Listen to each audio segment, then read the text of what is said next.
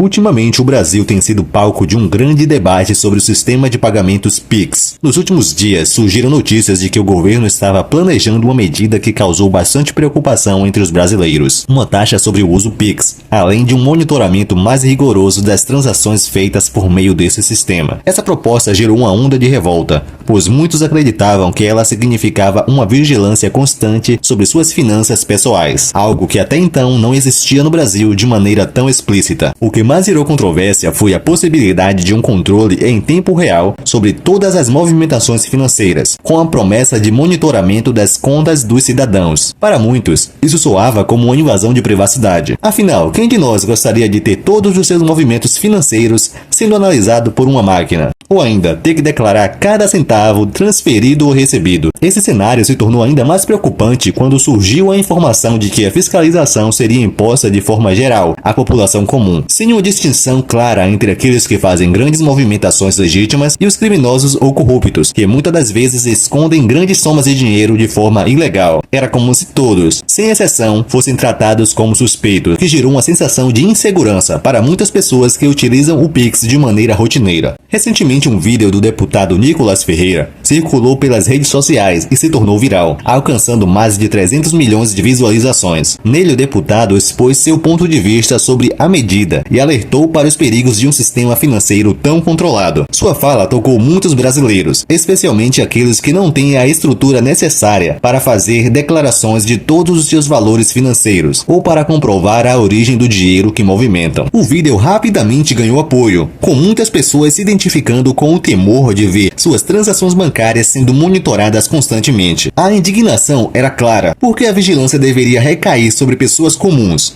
enquanto os grandes corruptos e criminosos, que frequentemente realizam movimentações vultuosas, continuariam impunes, ou ao menos fora desse radar fiscalizador. Este vídeo se tornou um marco para o debate público. O alcance da mensagem gerada por ele ajudou a ampliar a discussão sobre a verdadeira finalidade dessas novas medidas. Será que o foco deveria ser a população em geral, ou deveria ser mais direcionado para aqueles que realmente fazem movimentações suspeitas, e muitas vezes ilegais? Não seria mais eficiente monitorar grandes esquemas de corrupção e lavagem de dinheiro, ao invés de punir o cidadão comum que paga suas contas de maneira legítima? E então, chegou o dia, quinta-feira, dia 16 de janeiro. O governo, diante da enorme pressão pública e das críticas que se espalhavam nas redes sociais e em diferentes meios de comunicação, anunciou a revogação da proposta de monitoramento do Pix. Esse anúncio foi um alívio para muitos brasileiros, que temiam viver em um cenário de vigilância constante sobre seus rendimentos e movimentações financeiras. Contudo, a questão ainda deixa uma reflexão importante. Se o governo estava disposto a implementar uma medida tão polêmica e abrangente, o que isso nos diz sobre o futuro da privacidade financeira no Brasil? Será que outras tentativas de controle virão ao público sobre outras justificativas, e dessa vez com um impacto ainda maior? E o mais importante, como garantir que o sistema financeiro brasileiro seja seguro e eficaz, sem invadir a privacidade do cidadão comum? A revolta gerada por essa proposta